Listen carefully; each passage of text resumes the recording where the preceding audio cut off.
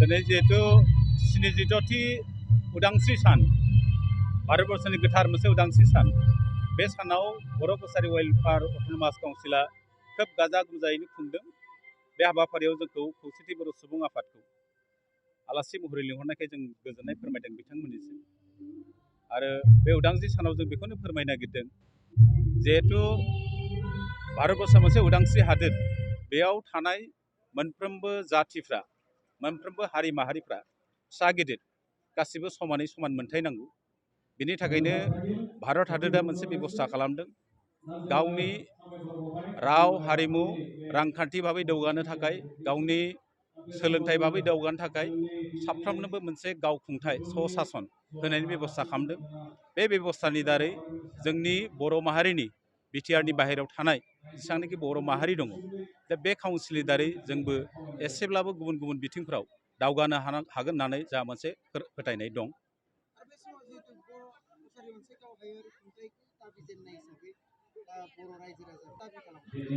बर' कसारि autonomous काउन्सिला जाहैबाय autonomous मोनसे council,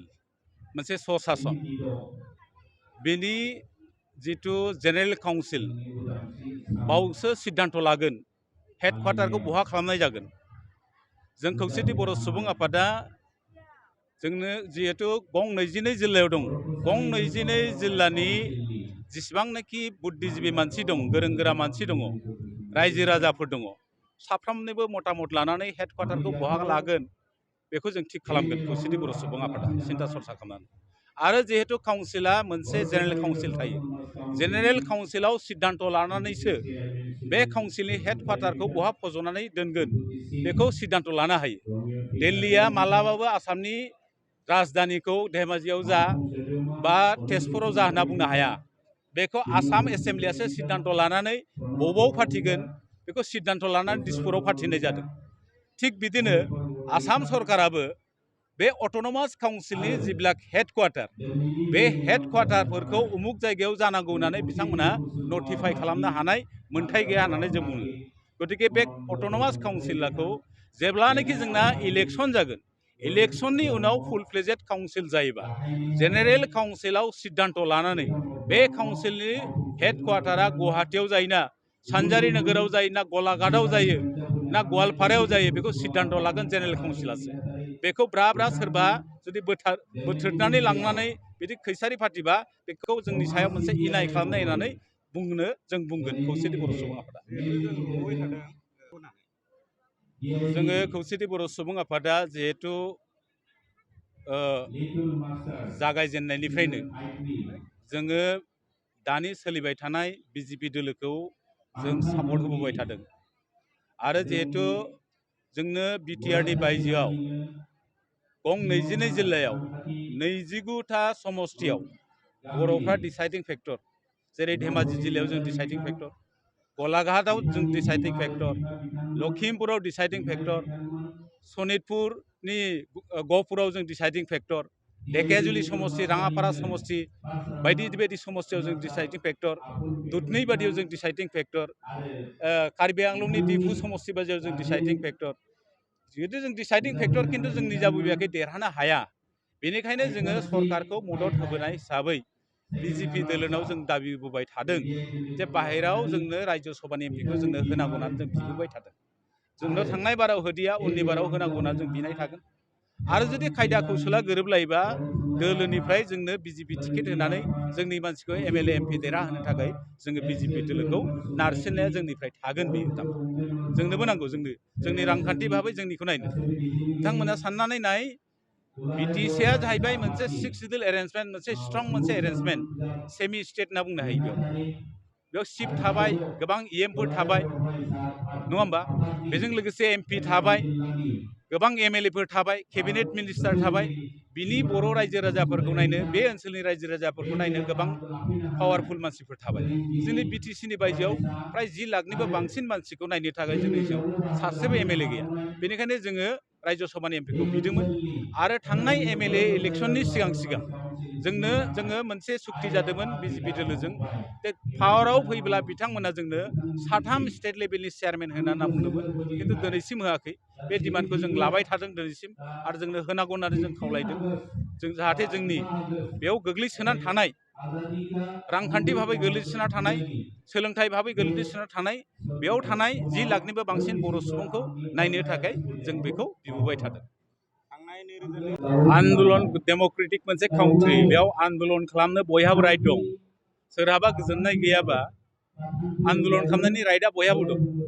आन्दलनखौ जों खालामनाङा होनना बुङा खिन्थु नाय जिथु जिअग्राफिकेल जिथु डेमोग्राफिखौ नायोबा पपुलेसन पेटार्नफोरखौ नायोबा जोंनि बिथिंजाय थारमाने बड'लेण्डआ जाथाव फैया होननानै जों मोनसे माबा नुयो थारमाने जाथाव फैयाब्लाबो जे बड'लेण्डआ मोननांगौ होननानै जोंनि बिनि रायजो राजाफ्राबो गोबां मुंख्लं जाबाय जोंबो बे खेत्रआव जोंबो गोबां मदद होबोबाय नङा होमबा खिन्थु जों गोदानै दा मोनसे गावखुंथाय गावखौ सोलिनो आन्था मोनसे गावखुंथाय होबाय बे खोब गोदान अबस्थायाव दङ बेखौ जोङो जाजानो लुगैदों जिहेतु बिटिआर सुक्तिनि जोंबो सागानगिरि हिसाबै बिटिआर दाख्लैसो मोनसे सुक्ति जालांबाय बे सुक्ति मथे मोनफ्रोमबो दफाफोरखौ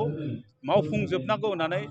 आसाम सोरखार आरो भारत सोरखारखौ जों नारसिनदों दाख्लैसो दिल्लीयाव थांनानै जोङो प्रेसार हैबावदों दाफुंजोबनांगौ होननानै आरो जों जिहेतु मोनसे काउन्सिल मोनबाय बे काउन्सिलखौ गामिफोरखौ सोसनजोबनानै समस्तिफोरखौ दाफुंजोबनानै मोनसे स्ट्रं मोनसे काउन्सिल दानानै मोनसे मडेल काउन्सिल दाना होनो थाखाय जों भारत सरकारा आसाम सोरखारखौ नारसिनदों आरो थोजासे जोंनो रांबावजा जिथु पुजि आबन्टन बेखौ होनो थाखाय जों सरकारखौ नारसिनबोबाय थादों खुलुमबाय बयनिसिमबो दिनै 15 आगष्ट 76 इन्डिपेन्डेन्ट डे भारत हादरनि आरो बेखौ नोजोर लानानै आजादि का अमृत महोत्सव सारा भारत हादराव बा भारत हादरनि मोनफ्रोमबो अफिस मावखुलि गामि सोबावबो बेखौ खुंनाय जादों दिनै बर' कसारि वेलफेयार अट'नमास काउन्सिल जानानै दिनै नैबे 76 आजादि का अमृत महोत्सव 15 आगष्टखौ बर' कसारि वेलफेयार अट'नमास काउन्सिलनि गाहाय मावखुलिनि लांगोनायाव खुंनाय जादों आरो बेखौ नोजोर लानानै जोंनि बर' कसारि वेलफेयार अट'नमास काउन्सिलनिफ्राय जोंनि बर' कसारि वेलफेयार अट'नमास काउन्सिलाव सिंनि थानाय रायजो राजाफोरनि माखासे जेंना बा माखासे मोनथाय आरो माखासे हाबा मावलांनाय ससियेल वर्कार हिसाबै बेफोरखौ जोङो बान्था होदों दा गिबियावनो जोङो बर' कसारि वेलफेयार अट'नमास काउन्सिलनि सिङाव थानाय माखासे ससियेल वर्कार हिसाबै समाज बिथिङाव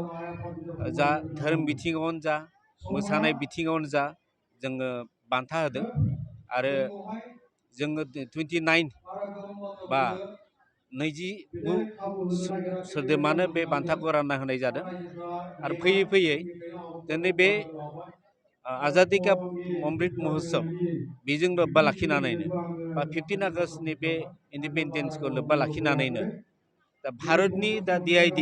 लिटल मास्टार GTVनि फार्स्ट बान्था मोनगिरि गलाघाट जिल्लानि सासे DID लिटल मास्टार सिजन 5नि नबजित नार्जारिनो बिथांनो 50,000 होनानै बान्था होनाय जायो लोगोसे बरायनाय जायो बेनिफ्राय फार्स्ट रानार्स आप अनुप आपुन पेगु फार्स्ट रानार्स आप बिथांनो 20,000 आरो आद्यश्री उपाध्याय सेकेन्ड रानार्स आपनो बिथांनोबो 20,000 होनानै मानजों लोगोसे बिथांनो रां होनानै बेखौ बरायनाय जायो बेजों लोगोसे जोंनि मोसानाय बिथिङाव आरो माखासे दामनाय देनाय बिथिङाव जायफोर रोंगौथि दङ बिथांमोननो जोंनि बर' कसारि वेलफेयार अट'नमास काउन्सिलनि जानानै गोसोखां हिसाबै बिथांमोननो बान्थाखौ राननाय जायो दा बेजों लोब्बा लाखिनानै जोंनि बर' कसारि वेलफेयार अट'नमास काउन्सिलाव थानाय जायफोर आफाद खौसेथि बर' सुबुं आफाद बर' दुलाराय बर' फरायसा आफाद, बर' थुनलाइ आफाद आरो बर' आइजो अनसाय आफाद आरो गुबुन गुबुन बिफाननि फसंथाननि जायफोर दैदेनगिरि दिनै मेलाव नुजाफैनो हादों आरो बिथांमोनखौबो जोङो हागौमानि बरायदों आरो मान होदों। बेखौ लोब्बा लाखिनानै जों बर' कसारि वेलफेयार अट'नमास काउन्सिल जानानै जोङो बे हाबाफारिखौ मावनानै जोङो गोजोननाय मोन्दों। जाहाथे जोङो फैगौ समफ्राव बिथांमोननि गाहामनि थाखाय खामानि मावनो हायो बेखौ नाजादों। आरो जोङो बर' कसारि वेलफेयार अट'नमास काउन्सिला दिनै बोसोरनै आगान सुरबाय। बोसोरनैनि बे आगान सुरनायाव स्टेट गभर्नमेन्टनिफ्राय जा रां बावजा मोन्दोंमोन बेनि गेजेरजों माखासे डेभेलपमेन्ट स्किम बेफोरखौ मावनायनि जोङो फारियै बुंलांदों आरो मावबाय थागोन। जोंनि बर' कसारि वेलफेयार अट'नमास काउन्सिलाव थानाय माखासे जेंना बा डिपार्टमेन्ट 34 डिपार्टमेन्ट बे 34 डिपार्टमेन्टनि आयदा महरै जोङो रोखा रोखा फैगौ समफ्राव मावलांनायनि जोङो थिरांथा लादों आरो बेखौ मावलायनो थाखाय जोङो आगान सुरबाय थागोन आरो हाबाफारि लाबाय थागोन। आरो बेखौ नोजोर लाखिनानै आं बयनिसिमबो दिनै 15 आगष्ट 76 नैबे आजादि का अमृत महोत्सव बे खुंनायनि थांखि हाबाफारिनि गेजेरजों बयनिसिमबो आंनि अननाय आरो सिबिनायखौ बावहरनानै बुंनायखौ फोजोबनाय जाबाय। गोजोन्थों।